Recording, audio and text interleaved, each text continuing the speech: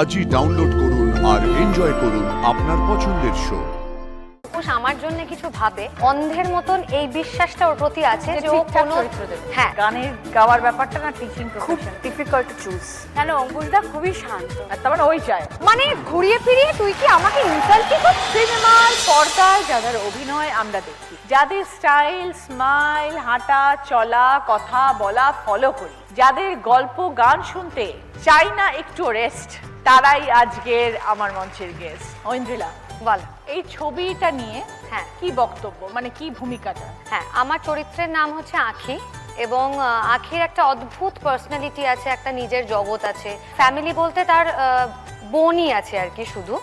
তো সে তার বোনকে নিয়ে থাকে এবং ওদেরই বাড়িতে সে ভাড়া হিসেবে থাকে। যে আমাদের ছবির বাড়িওয়ালা আর কি, ঝন্টু। বাড়িওয়ালার নাম ঝন্টু, মানে আমাদের ছবির হিরোর নাম ঝন্টু।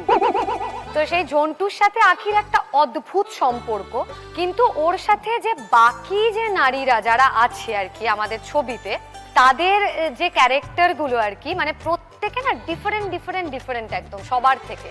তো আঁখির সাথে প্রত্যেকেরই মানে ক্যালকুলেশনটা খুব ইন্টারেস্টিং একটা ক্যালকুলেশন, খুব মজার হাসির ছবি। তো আমাদের এই ছবিটা বলতে পারো যে আউট অ্যান্ড আউট পুরো কমেডি একটা ফিল্ম, ভরপুর ইমোশন আছে। কাতুকুতু দিয়ে হাসির নয়, অ্যাকচুয়ালি হাসি পাবে। যখন অঙ্কুশ বললো যে এরকম একটা চরিত্র ভাবছি আমরা বা এরকম গল্প ভাবছি, কি হিসেবে রাজি হলি?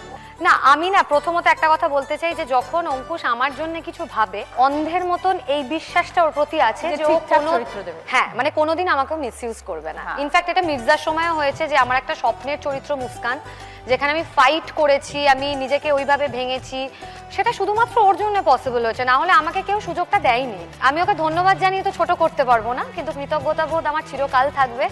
আর যতদিন অঙ্কুশ ওর ছবিতে আমাকে সুযোগ দেবে, যখন ওর মনে হবে ডেফিনেটলি যে আমার এটা স্যুট করবে, আমি ওকে কোনোদিন ডাউন করব না, ফর শিওর। পেমেন্ট ঠিকঠাক দিয়েছে?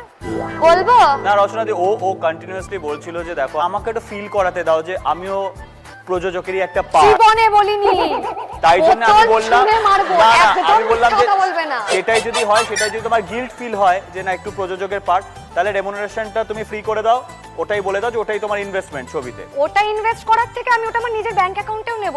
ইনফ্যাক্ট এখনো আমার কাছে পেমেন্ট আসেনি। এখনো পেমেন্ট দাওনি আর্টিস্টকে? না, আমি কাকে কমপ্লেন করব আমি সেটাও বুঝতে পারছি না, যে গিয়ে কমপ্লেনটা করব কাকে যে অঙ্কুশ আজ এটা পেমেন্ট করেনি। ওকে ঐন্দ্রিলা, ছবির জন্য আমার শুভেচ্ছা রইল অনেক। Thank you. ওকে, অঙ্কুশের ছবি, তোমার ছবি, দুজনেরই ছবি, এবং তুমি এই ছবিতে মুখ্য চরিত্রে অভিনয় করছো। অল দ্য বেস্ট, খুব ভালো হোক। সোমলতা, নারী চরিত্র বেজায় জটিল, একটা দারুণ গান তুমি গেয়েছো। গানটা তো এমনই একটা গান যেটা ভালো না লেগে আর উপায় নেই, কারণ খুবই চেনা গান, আমাদের সকলের প্রিয় গান, ড্রিম সিকোয়েন্সে ইউজ করা হয়েছে। সো একটু যতটা ড্রিমি ভাবে আর কি ভেবে গাওয়া যায় তাই চেষ্টা করেছি। আমার এবং দুর্নিবার দুজনের ডুয়েট। সেই গান তো আমরা শুনবো পরে, আগে একটুখানি সোমলতার ব্যাপারে শুনি একটু, জীবনটা কেমন চলছে? এত বছরে এসে বুঝেছো আমার হচ্ছে স্ট্রেট লাইন, মানে আমার হাসিটাও ফোটে না, আমার কান্নাটাও ফোটে না, মনে হয় একটা অদ্ভুত একটা ওয়াল আমার সামনে। কেন এরকম, কেন সোমলতা? প্রথম থেকেই মানে ছোটবেলায় আমি একদম অপোজিট ছিলাম, তারপর অ্যাডোলেসেন্সে হঠাৎ করে পুরো উল্টো হয়ে যায়, মানে একদম চুপ করে যাই, প্রচন্ড চাপা, এক্সপ্রেস করতে পারি না, চাইলেও পারি না। কিন্তু মুশকিল না, মানে ভালো দিকটা হচ্ছে যে এইখানে গান বাজনা করতে এসে এই ইন্ডাস্ট্রিতে এই কম কথা বলাটা আমার প্লাস পয়েন্ট হয়ে গেছে। সবাই আমাকে ভয় পেতে শুরু করেছে। এটা কিন্তু সত্যি, এটা আমার ক্ষেত্রে হয়েছে। আমি আমার সোমলতাকে ফোন করে বললাম যে এই ডেটস যদি আসতে পারে কিছু। এবার ঈশান আমাদের মিউজিক করেছে, তো ঈশানের থ্রু দিয়েই সোমলতার সাথে আলাপ। তো আমি না ফোনটা কাটার পর ঈশানকে বললাম, ঈশান আমার মনে হয় সোমলতা না চাইছে না, আমরাই জোর করছি। বলছে না না ওরকমই, ও একটু কথা কম।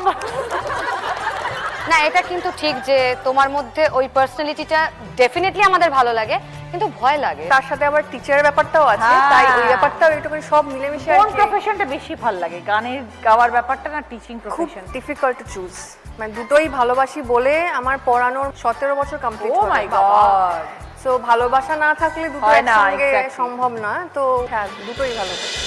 এটা এই নারী চরিত্র বেজায় জটিল ছবিতে অঙ্কুশের বোন কেমন ছিল চরিত্রটা? ভীষণ ঘরোয়া, মানে একদম দাদা বোনের যেই সম্পর্ক আমরা প্রত্যেকটা ঘরে ঘরে দেখতে পাই, পুরো আমার চরিত্রটাই একদম সেরকম। প্রত্যেকটা দাদা বোন যারা আচ্ছা তারা সবাই রিলেট করতে পারবে। অঙ্কুশের সাথে কি ফার্স্ট ছবি তো? হ্যাঁ। কিরকম বুঝলে শুটিং চলাকালীন? সত্যিটা বলবি ইপসিতা, সত্যিটা বল। সত্যি বলতে গেলে না খুবই ভালো গো, যেরকম বলা হয় অতটাও খারাপ দাদা নয় আমার। আমরা তো কেউ ওকে খারাপ বলি না।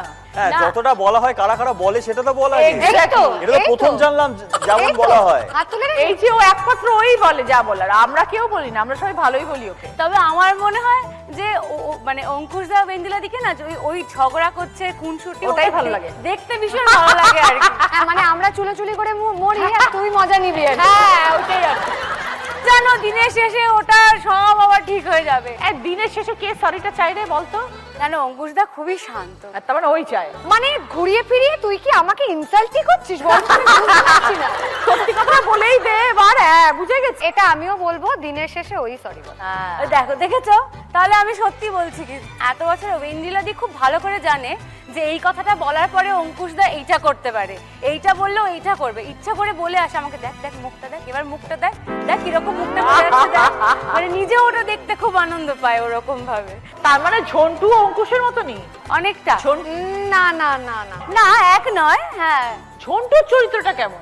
ঝন্টুর চরিত্রটা খুবই ইন্টারেস্টিং। ঝন্টু ছোটবেলা থেকে এমন এমন ওর সাথে ঘটনা ঘটেছে যার জন্য ও এই মহিলাদের নারীদের সহ্য করতে পারে না, ঠিক আছে। ফাইনালি রেগে গিয়ে ও রাগটা হয় শিব ঠাকুরের ওপর। একদিন শিব ঠাকুরকে যা নয় তাই বলে এবং সেইটা বলার পর মা কালীর হাত থেকে থাপ্পড় খায়। এবার থাপ্পড় খাওয়ার পর পরের দিন যখন ও ঘুম থেকে ওঠে, ওর দেখে যে কিছু একটা কান কচকচ করছে, কি করছে, কি একটা হচ্ছে, এবং হি রিয়েলাইজ দ্যাট ও মেয়েদের মনের কথা শুনতে পায়। তো এই যে এই পাওয়ারটা পাওয়ার পর অ্যাকচুয়ালি এই পাওয়ারটা ওকে কিভাবে চেঞ্জ করে বা আদেও চেঞ্জ হয় কিনা, ওর নিজে কিভাবে লাইফকে দেখতে শুরু করে যখন মেয়েদের মনের কথা শুনতে স্টার্ট করে, এইটা নিয়ে পুরো একটা fantasy comedy with lot of humour and emotion. Okay okay, very interesting. Ipsita, all the best. Thank you. ঠিক আছে, আশীর্বাদ ছবির করো জন্য যেন অনেক অনেক শুভেচ্ছা। সবার কাছে যেন ভীষণ ভীষণ হিট হয় যেন। একদম thank you. All the best. Nabanita, প্রথম বড় পর্দায় আগমন। আগে বল কত বছর হয়ে গেল অভিনয় জগতে? 11। 11। আগে তোর চরিত্রটা বলতে কি এই ছবিতে? আমি এখানে ঈশা, আখির বোন। তার মানে ঝন্টুর শালি, আদিগার বালি। ঝন্টুর সাথে কেমিস্ট্রিটা কিন্তু ক্রমশ প্রকাশ্য। ও সব জায়গায় গল্পটাকে ওইভাবে রেডি করে নেয়।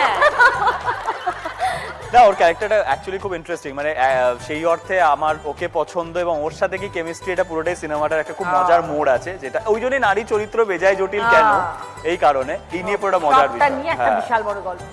নবনীতা আমার মঞ্চে অনেক আগে এসছে এবং আমরা জানি যে ও নর্থ বেঙ্গলের মেয়ে, জলপাইগুড়ির মেয়েও। এত বছর ধরে ও কাজ করছে, লড়াই করছে। বাবা মা কি বলছে? বাবা মা তো খুবই খুশি। মানে আমি ওদের কি বলবো, এক্সপ্লেনেশন কি দেবো ওদের ইমোশনসের। এত বছর ধরে কষ্ট করেছো, আমি তো জানি সেটা, কারণ আমার মঞ্চ থেকে তুমি প্রত্যেকবার সেই কথা বলেছি। এবং আগের বারে এবং একা 11 বছর আগে যখন ও আরো অনেক ছোট ছিল, সেই সময় ও বাবা মাকে কথা দিয়ে এসেছিল যে আমি সংসারের হাল ধরবো, এবং ওর একার যুদ্ধ, একার লড়াই। কিন্তু অঙ্কুশ তোমাকে খুঁজে বার করেছে।